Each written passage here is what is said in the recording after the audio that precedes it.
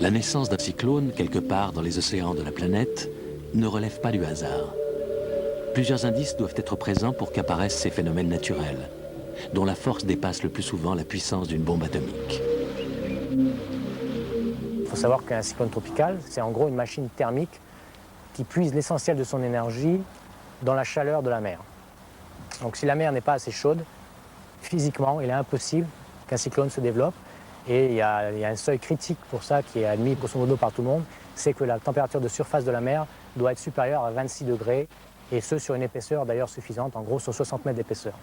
Puisqu'un cyclone pompe tellement d'énergie que si vous avez une température superficielle et en dessous c'est tout de suite très froid, il va rapidement épuiser le stock énergétique et ne pourra pas se développer, et il va s'affaiblir tout de suite. En mer, le calme plat est souvent trompeur. Le danger le plus grand peut se créer sans que l'homme ne s'en rende compte. Si la nature crée la rencontre des vents favorables avec un taux d'humidité important, une machine thermique d'une puissance phénoménale peut alors prendre vie. Elle se fortifie d'heure en heure, en se nourrissant de la chaleur des océans. Cette bombe à retardement devient une énorme masse nuageuse d'un diamètre pouvant dépasser les 1000 km. En son cœur, un anneau se crée. Il s'appelle l'œil du cyclone. C'est une zone d'accalmie de la plus haute traîtrise, où le vent est faible et le ciel peu nuageux. Cet entonnoir dépressionnaire peut dépasser les 15 000 mètres d'altitude. Plus son diamètre se creuse, plus le danger est grand. L'OMM, l'Organisation météorologique mondiale, a créé pour surveiller les cyclones plusieurs centres internationaux de surveillance. La planète est en fait découpée en 5 zones d'alerte dirigées par les centres d'Hawaï, Tokyo, New Delhi, Miami et Saint-Denis de la Réunion. Sur l'île de la Réunion, département français d'outre-mer, la surveillance est assurée par le centre météorologique de Météo France.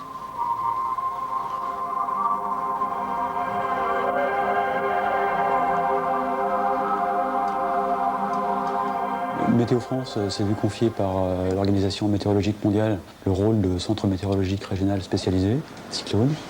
C'est-à-dire que nous avons en charge la surveillance et l'alerte cyclonique sur le bassin cyclonique du sud-ouest de l'océan Indien.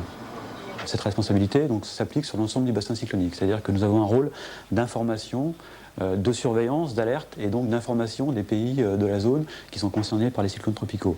Donc cela concerne 13 pays sur la zone, donc les pays de l'océan Indien qui sont Maurice, Madagascar, les Seychelles, les Comores, et puis des pays qui sont sur la côte africaine, donc les côtes de l'Afrique australe, en l'occurrence par exemple le Mozambique, l'Afrique du Sud, etc.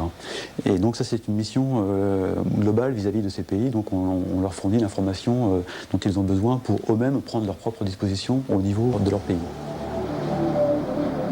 L'île de la Réunion est située dans l'une des régions du monde les plus exposées aux cyclones. Cette proximité du risque a imposé aux autorités une organisation rigoureuse pour la prévention des catastrophes. L'enjeu majeur pour la population concernée est d'être informée en temps réel du risque qu'elle encourt. Mais comment toute une île fait-elle pour s'organiser face au danger d'une telle catastrophe naturelle ?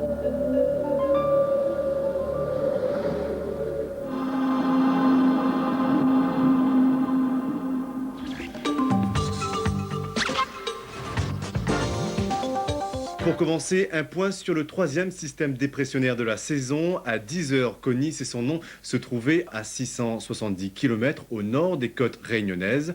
Kony succède à Astrid et à Fabiola sur le calendrier cyclonique. Le 25 janvier 2000, le journal télévisé de l'île de la Réunion annonce la détection en pleine mer d'une tempête tropicale. Cette information conduit toute la population à se poser 2 questions capitales. Va-t-elle toucher l'île de la Réunion et va-t-elle se transformer en cyclone? Comme à chaque fois sur l'île, tous les regards convergent vers le centre cyclonique de Météo France.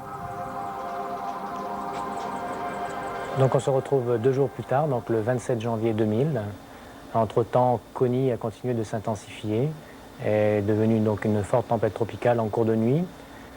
C'est un phénomène qui se déplace pour l'instant lentement sur place et qui, au fil de cette journée du 27 janvier, va s'intensifier plus franchement et devenir cyclone tropical, avec ici l'apparition puis la formation d'un œil de mieux en mieux constitué.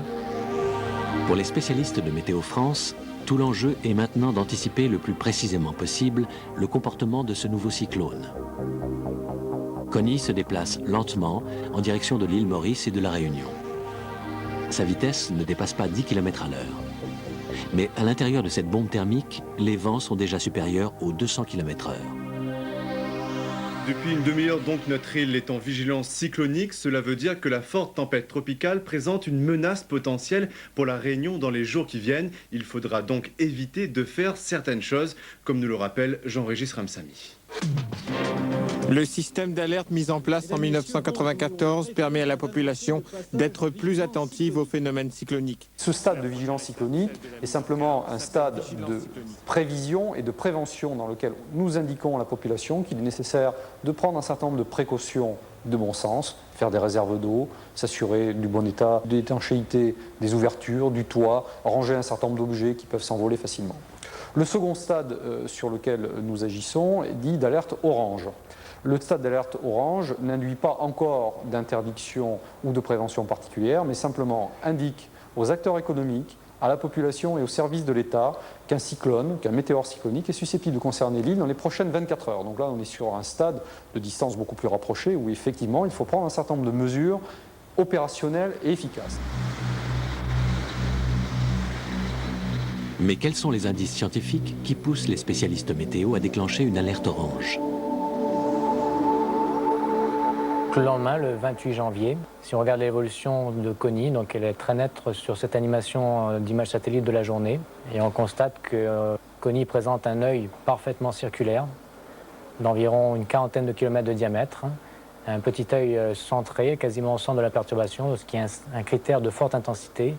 Et donc, en fait, effectivement, conformément à ce qu'on s'attendait la veille, Connie a continué d'être s'intensifier. Et là, en fait, la suite prouvera qu'il atteint son maximum d'intensité. C'est désormais un cyclone tropical intense, c'est-à-dire un phénomène extrêmement puissant et dangereux. Pour les experts de Météo France, une bonne prévision de la trajectoire est cruciale. Ils n'ont pas droit à l'erreur. Donc si on fait le point de la situation donc en cette fin de journée du 28 janvier, donc on a un cyclone tropical mature, un cyclone intense, un phénomène excessivement dangereux qui change de trajectoire puisqu'il peut très bien incurver vers la Réunion à cet instant-là. Donc ça veut dire que la menace cyclonique est à prendre avec le plus grand sérieux à cet instant. Et bien entendu, même si les modèles numériques prévoient pour la plupart d'entre eux un passage dans le nord-ouest de l'île, le degré d'incertitude et la marge d'erreur qui peut être associée à ces prévisions est telle qu'à cet instant-là, on ne peut absolument pas exclure un passage direct du phénomène sur la Réunion, dans quel cas les conséquences pourraient être catastrophiques. Madame, monsieur, bonsoir. Connie s'est renforcée. Au cours de la nuit dernière, ce météore est devenu cyclone intense. À 19h, Connie se trouvait à 410 km dans le nord-nord-est de la Réunion. Ce cyclone se déplace plein sud à la vitesse de 8 km/h. Je vous rappelle que nous sommes en alerte orange depuis maintenant une demi-heure. Face à une telle situation météorologique, le passage en alerte rouge n'est pas simple. Une telle décision est trop lourde de conséquences économiques et politiques pour être prise à la légère par les autorités. Ce stade d'alerte rouge est extrêmement contraignant car la vie économique s'arrête de manière totale et seuls les services de secours aux personnes tels que les pompiers, la police, la gendarmerie, le SAMU sont autorisés à circuler et quelques personnes concourant à la sécurité publique et à la prévention publique. Le rôle d'expert des météorologues prend alors tout son sens. Au mieux de leur connaissance et de leur certitude scientifique, ils se doivent de définir l'ampleur du risque majeur. Leur rapport va ensuite engager toute l'organisation de l'île afin d'éviter le pire. Donc nous sommes le 29 janvier à 14h locale, en début d'après-midi. Et c'est le moment où l'alerte rouge entre en vigueur à La Réunion. Ce moment correspond en fait à l'instant où la dégradation maximale des conditions va se produire, à savoir que la masse principale du phénomène commence à aborder l'île, où les conditions sont malgré tout déjà dégradées depuis un certain temps, puisque déjà il y a des vents qui excèdent localement les 100 km/h en rafale, et des fortes pluies qui se produisent déjà depuis plusieurs heures. Cette fois-ci, Connie se contentera d'effleurer l'île de la Réunion. Pourtant, devant l'ampleur des dégâts, on ne peut s'empêcher de comprendre l'importance d'une organisation sociale sans faille. Seule une parfaite cohésion entre les scientifiques, les élus locaux et les acteurs économiques de l'île permet à chaque fois d'assurer la protection des individus. Les tempêtes de 1999 sur les côtes européennes ont rappelé l'importance de ces enjeux. L'exemple de la Réunion a d'ailleurs conduit plusieurs États européens à s'inspirer de ces seuils d'alerte pour avertir le grand public. Mais cette gestion du risque à court terme ne doit pas faire perdre de vue que l'enjeu face à ce risque majeur tient aussi au respect des règles d'urbanisme. Face à une tempête ou un cyclone, seules les maisons correctement construites résisteront. Ce n'est pas quelques heures de gagner sur l'arrivée d'une catastrophe qui empêcheront les autres de s'écrouler.